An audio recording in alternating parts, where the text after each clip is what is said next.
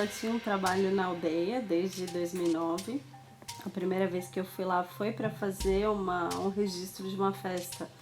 Um Pargahak, de uma liderança Kraô, que tinha morrido um ano antes e ia ter a festa, né, dessa liderança, o Aleix Porri. E o Porri, ele era muito conhecido fora da aldeia, ele era um cara que ia em programa de TV, enfim, era uma liderança importante. A festa dele foi uma puta festa, durou uma semana, tinha gente do Brasil inteiro lá. Nessa festa eu acabei conhecendo um professor da aldeia Pedra Branca, o Felipe, uma ideia de trabalhar o audiovisual na aldeia. A gente escreveu um projeto, acabou ganhando um edital pequenininho da Funarte. E em 2010 eu fui para lá com ele, mais 2 pessoas, e ficamos fazendo oficina em 5 aldeias dentro da terra indígena. Depois disso começaram a surgir várias demandas da Pedra Branca para eu voltar e fazer oficinas mais específicas. E pronto, várias oficinas diferentes, sempre com audiovisual. Depois começamos a trabalhar junto com a escola que tem na aldeia, com as crianças menores. Os projetos foram tomando diferentes formas no decorrer do tempo. Você via que as demandas da comunidade iam mudando também. E a última coisa que a gente fez foi um jornal Kraô, que era mostrado toda sexta-feira. Essa vontade dele surgiu junto com a luz elétrica, né? Então o pessoal começou a ver televisão, começou a ver o Jornal Nacional e pensar, pô, cadê a gente aqui nesse jornal, né? Vamos fazer o nosso jornal. Então eles faziam uma pauta semanal, se dividiam em duplas, o grupo de cinegrafistas da aldeia, né, que são os Mentuaiê, e eles filmavam tudo e na sexta-feira a gente montava juntos, todo mundo, com o João rapidamente, e à noite o jornal semanal era mostrado. Então a gente fez isso aí durante 1 mês e meio antes de começar a trabalhar mais especificamente assim no Chuva. Porque depois, quando a gente começou a pensar no Chuva, esses outros trabalhos ficaram um pouco de lado. A comunidade continuou filmando coisas, esses meninos continuam filmando até hoje, mas o Chuva realmente exigiu um outro tipo de encontro, de passar o tempo. Enfim, a gente foi buscar também outras coisas, outras histórias, outras conversas com outras pessoas para poder chegar no Chuva. Mas foi um processo muito longo, eu nem sei muito bem onde que o Chuva começou. A gente sempre conta que ele tem uma raiz na realidade que é muito forte, porque a gente acompanhou uma história de um menino que passou por um processo bem parecido que o Inheque vai atravessar no filme. Faz essa fuga da aldeia para a cidade, porque ele achou que se ele ficasse ele ia morrer mesmo, ele estava sob o efeito de um feitiço. E ele passa na cidade 1 ano, longe da mulher, longe do filho. Ele tinha mais ou menos 15, 16 anos, que é a idade que o Yankee tem no filme. E pronto, e aí depois de 1 ano ele percebe que ele não consegue resolver o problema dele na cidade e acaba voltando para a aldeia e buscando outras soluções. Esse foi o disparador, foi uma história que a gente viveu muito de perto, porque ele era muito amigo, ele era um desses meninos do Mentuaiê, dos cinegrafistas. Ele era o mais curioso, assim, ele estava sempre com a gente. Eu alugo uma casa na cidade, em Itacajá, há muitos anos, e ele estava sempre na minha casa, ele tinha uma moto. A gente vivenciou muito de perto esse problema dele. Mas depois o Chuva foi se construindo de muitas outras coisas, esse tempo compartido, da presença do Yankee e da Cotô, que é muito forte no filme. Essa âncora, na realidade, ela trouxe muitas coisas que eu acho que são positivas para a estrutura, para o filme. Deu uma coerência de outras formas a gente não tivesse conseguido, porque quando a gente decide filmar o Yankee, ele traz o universo familiar dele. Todas as relações que a gente filma são reais e muitas situações que a gente filma talvez foram situações que a gente viu acontecendo ali na casa dele. Pronto, essas presenças vão só somando e agregando. Primeira vez que eu filmei uma festa, que foi o Pargahak desse Aleix Porri, eu fiquei totalmente perdida, porque acontecem movimentos na aldeia inteira e se você não sabe a ordem das coisas,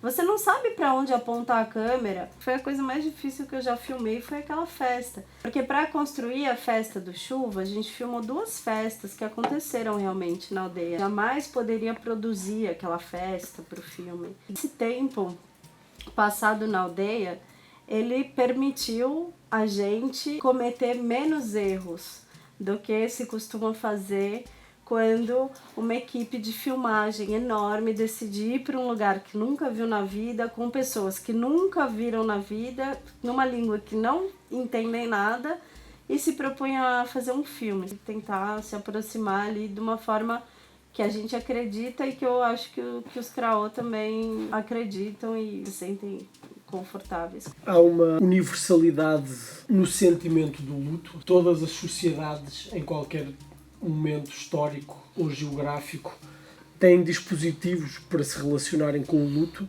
e nesse sentido o luto é um sentimento universal. Mas nós estávamos muito mais interessados não na universalidade do luto, mas sim na especificidade de Craô para lidar com a morte, para reconfigurar a relação com os mortos, porque no fundo é isso que o Pargahak, que é esta festa de fim de luto, é a função que ela cumpre, é uma reconfiguração com o morto, inclusivamente através de uma ideia de antagonismo. E aí é diametralmente oposto à nossa relação ocidental, judaico-cristã com os mortos, em que nós cultuamos os mortos, queremos guardá-los para sempre, não é? Em caixas, em imagens, em heranças, em memórias, em estátuas.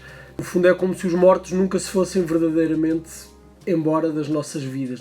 Em que a presença do morto se faz sentir no cotidiano, ele aparece, parentes encontram o morto na floresta, sonham com o morto, o espírito dos vivos pode inclusivamente namorar com o espírito do morto, mas ao fim de um ano faz-se a festa justamente para, e estou a citar os Craô, para despachar o morto, para mandá-lo embora. É uma relação muito perigosa. O morto quer atrair o vivo para o lado dele. Tem uma série de coisas que você não deve fazer, né? Cuidado, não aceitem comida deles, que é uma relação de atração mesmo. A gente está vivendo uma perseguição, né? Esses povos. E eu acho que as pessoas ainda não entenderam a gravidade do que está se passando, porque o índio mora longe, né? Ele tá lá, enfim, ele tá distante dessa realidade do Sudeste, do eixo Rio-São Paulo. Claro que tem indígenas também que vivem aqui. Eu acho que o Chuva estrear agora tem um significado grande, porque eu acho que ele permite se falar dessas outras questões, ainda que o Chuva eu não vejo ele como um filme militante, no sentido de que o Yankee não é um militante da causa indígena, né? Ele é um menino que está vivendo um outro processo dentro do mundo dele, mas eu acho que a estreia do Chuva nesse momento específico, ele pode abrir uma discussão que eu acho que ainda é muito limitada, ela acontece em circuitos muito pequenos. Agora a gente mostrou o filme em Palmas e teve uma liderança indígena que foi ver o filme e ela falou uma coisa que para mim é muito importante. Ela falou: as questões indígenas não são só dos indígenas, elas são de todos os brasileiros. E eu li uma notícia há pouco tempo que diz que em 30 anos, ou seja, eu tenho uma filha de 1 ano, quando minha filha tiver 30 anos, vai ter mais plástico no mar do que peixe. E quando você olha o mapa do Brasil de cima, você vê que a floresta que a gente tem é terra indígena. O resto já foi.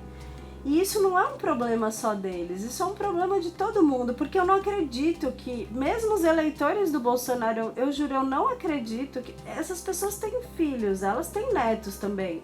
Eu não acredito que elas queiram que os netos vivam num descampado de soja e de gado. E o Brasil tem que se fazer cargo desse problema, todo mundo tem que levar isso a peito e achar que é problema seu também. Também eu acho que a presença dos indígenas no cinema, na literatura, na academia, na política, nas universidades, ela é fundamental, porque é o nosso imaginário, em primeiro lugar, que recusa estas presenças. Não é o nosso imaginário coletivo ocidental, no Brasil, mas na Europa. As pessoas não sabem que existem 200 línguas ainda faladas no Brasil, quer dizer, o Brasil tem mais línguas que a Europa inteira. Ou seja, é de uma riqueza cultural, intelectual, emocional gigantesca, mesmo com 500 anos de genocídio, não é? Então, de alguma forma, nós pensarmos que o Yankee está em Cannes, com o filme, e ele próprio apresentando a sessão, numa língua que é falada por 3.500 pessoas, não é?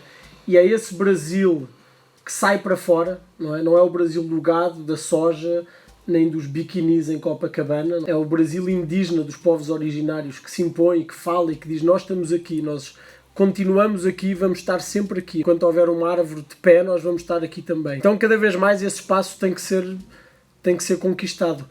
Claro que o filme, e nós temos isso muito claro, este filme é um filme realizado por 2 brancos da cidade.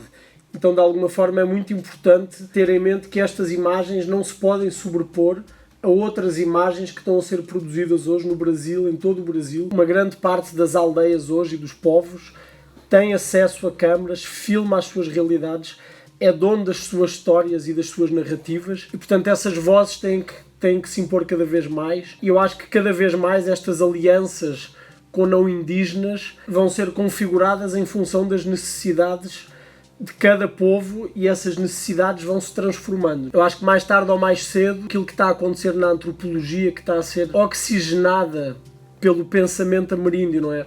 As verdades ameríndias estão a sobrepor-se às verdades científicas nossas. Os indígenas não respondem com verdades científicas às nossas verdades científicas, não é? Eles respondem com outras verdades. Então, cada vez mais nós temos que...